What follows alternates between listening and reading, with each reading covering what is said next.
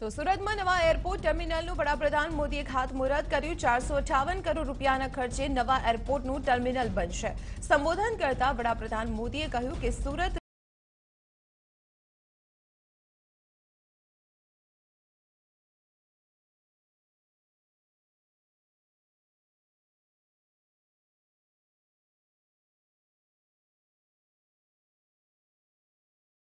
યુવાનોને સુરતથી રોજગારી મળશે। વડાપ્રધાન મોદીએ કહ્યું કે દેશમાં ઉડાન યોજના શરૂ કરવામાં આવી છે, જેમાં દેશભરમાં 40 એરપોર્ટ એવિએશન મેપમાં જોડાયા છે। કનેક્ટિવિટી વધારવાનો પ્રયત્ન થઈ રહ્યો છે। પાણી, રસ્તા અને શિક્ષણ પર સરકાર કામ કરી રહી છે। વડાપ્રધાને કહ્યું કે સ્માર્ટ સિટી અંતર્ગત સરકાર કામ કરી રહી છે। મધ્યમ વર્ગ માટે સરકાર પ્રામાણિકતાથી કામ કરી રહી છે। પાસપોર્ટ માટે લોકોએ ધક્કા ન ખાવા પડે તેવા સરકારના પ્રયાસ છે। આઝાદી બાદ પાસપોર્ટ આપનારી માત્ર 80 એજન્સીઓ હતી, જે 4 વર્ષમાં 400થી વધુ થઈ છે। નવા ટર્મિનલના ખાતમુહૂર્ત માટે પીએમ મોદી વિનસ હોસ્પિટલનું ઉદ્ઘાટન કર્યું, જે બાદ પીએમ મોદી સુરત એરપોર્ટથી દાંડી જવા માટે રવાના થશે। 3:50 દાંડીમાં વડાપ્રધાન મોદી રાષ્ટ્રીય દાંડી પહોંચીને મીઠાના સત્યાગ્રહ સ્મારકનું લોકાર્પણ કરશે અને ત્યારબાદ સુરતમાં આયોજિત ન્યૂ ઇન્ડિયા યુથ કોન્ક્લેવમાં પણ ભાગ લેશે। ઐતિહાસિક દાંડી ખાતે 110 કરોડના ખર્ચે સ્મારકનું નિર્માણ કરાયું છે। ગાંધીજીએ જે સ્થાન પરથી ચપટી મીઠું ઉપાડ્યું હતું, ત્યાં ગાંધીજીની વિશાળ પ્રતિમા બનાવાઈ છે। તો ગાંધીજી સાથે દાંડીકૂચમાં જોડાનારા 80 સત્યાગ્રહીઓની પણ પ્રતિમા તૈયાર કરાઈ છે। આ ઉપરાંત 120 ફૂટ ઊંચા ટાવર પર લેઝર લાઇટ દ્વારા મીઠું ઉપાડવાની પ્રતિકૃતિ દર્શાવાશે। અહીં કૃત્રિમ તળાવ પ્રવાસીઓમાં આકર્ષણનું કેન્દ્ર બનશે। તો 41 સોલાર ટ્રી દરરોજ 144 કિલોવોટ વીજળી ઉત્પન્ન કરશે। આ ઉપરાંત અહીં મીઠું બનાવવાનો પ્રોજેક્ટ અતિથિ નિવાસ પણ બનાવાયા છે। અમદાવાદના જીવરાજ પાર્ક વિસ્તારમાં આવેલા એક કોમ્પ્લેક્સના ગોડાઉનમાં ભીષણ આગ લાગી હતી। જોતામાં આગે વિકરાળ સ્વરૂપ ધારણ કર્યું હતું, જેના કારણે અફરાતફરીનો માહોલ સર્જાઈ ગયો હતો।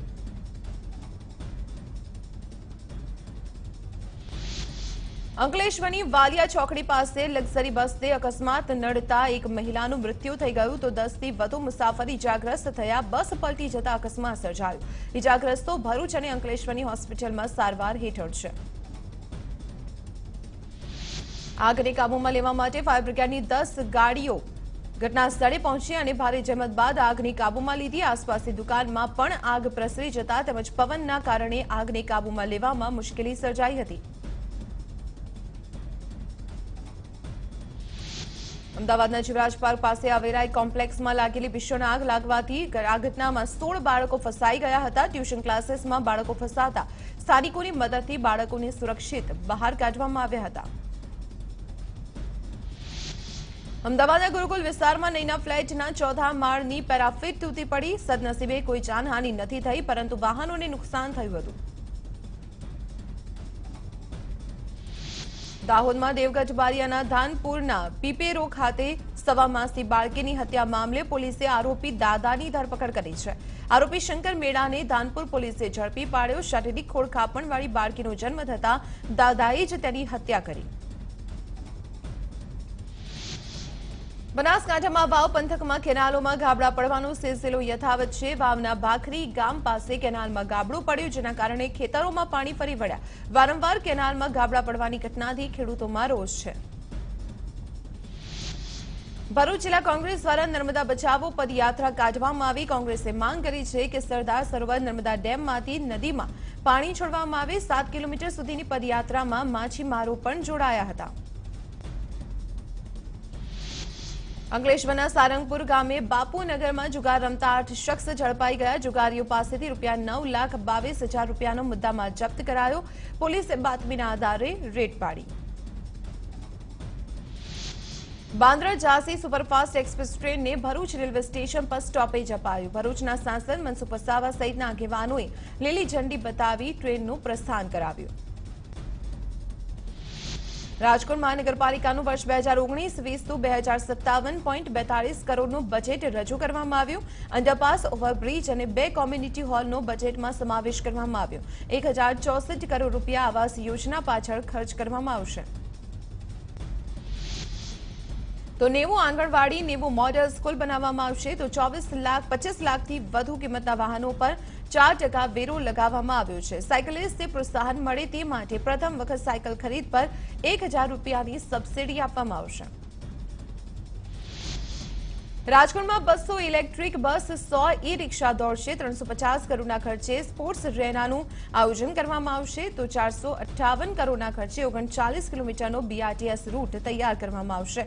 મ્યુનિસિપલ કોર્પોરેશને જણાવ્યું કે ગેરકાયદે નળ કનેક્શન ધારકો વિરુદ્ધ કાર્યવાહી કરાશે તો નળ કનેક્શન ન હોય તેવા પ્રોપર્ટી ધારકોએ પણ વેરો ભરવો પડશે। સુરતમાં ઉમરાના પીપલોદ વિસ્તારમાં તસ્કરો ઘરમાંથી ચોરી કરી ફરાર થઈ ગયા। વિદેશી તેમજ ભારતીય ચલણ અને સોનાની ચેન બ્રેસલેટ સાથે કુલ રૂપિયા 1,92,000ની ચોરી કરી હોવાની ઉમરા પોલીસ મથકે ફરિયાદ નોંધાઈ। ચોર સીસીટીવીમાં કેદ થયા। સરદાર સરોવર નર્મદા ડેમમાં અસંખ્ય માછલીઓના મોત મામલે નર્મદા ઓથોરિટીએ તપાસ આદેશ આપ્યા। કયા કારણોથી ડેમમાં માછલીઓના મૃત્યુ થયા તે અંગે ઓથોરિટીએ પાણીના સેમ્પલ લઈ તપાસ હાથ ધરી। થોડા દિવસ પહેલા છોટાઉદેપુરમાંથી પસાર થતી મુખ્ય કેનાલમાંથી પણ અસંખ્ય માછલીઓ મૃત હાલતમાં મળી આવી હતી। પંચમહાલમાં જાંબુઘોડાના નાથપુરી પાસે ગેરકાયદે રેતી ચોરી ઝડપાઈ। રેતીની ચોરી કરતા 5 વાહનો ઝડપાઈ ગયા। એક જેસીબી, 3 ટ્રેક્ટર અને એક ટ્રક સહિત ₹75 લાખનો મુદ્દામાલ જપ્ત કરવામાં આવ્યો। જૂનાગઢમાં સાસણના જંગલમાં વિહરતા સિંહ પરિવારનો વિડીયો વાયરલ થયો છે। વિહાર કરતા 2 બચ્ચા સાથે 2 સિંહણને સફારી પર નીકળેલા પ્રવાસીઓએ કેમેરામાં કેદ કર્યા। આગની ઘટનાને લઈને શિક્ષણ પ્રધાન ભૂપેન્દ્રસિંહ ચુડાસમાએ મ્યુનિસિપલ કમિશનરને તપાસ આદેશ આપ્યા। કોમ્પ્લેક્સમાં એક ટ્યુશન ક્લાસીસ ચાલે છે। આગની ઘટના સમયે ક્લાસમાં ફસાયેલા 16 વિદ્યાર્થીઓને સ્થાનિકોએ બચાવ્યા હતા। વિરમગામના લિયા ગામે જૂની અદાવતે બોલાચાલી બાદ 2 જૂથ વચ્ચે મોટી તકરાર થઈ, જેમાં તીક્ષ્ણ હથિયાર વડે હુમલો કરાતા 3 લોકો ઇજાગ્રસ્ત થયા, જે પૈકી એકની હાલત ગંભીર છે।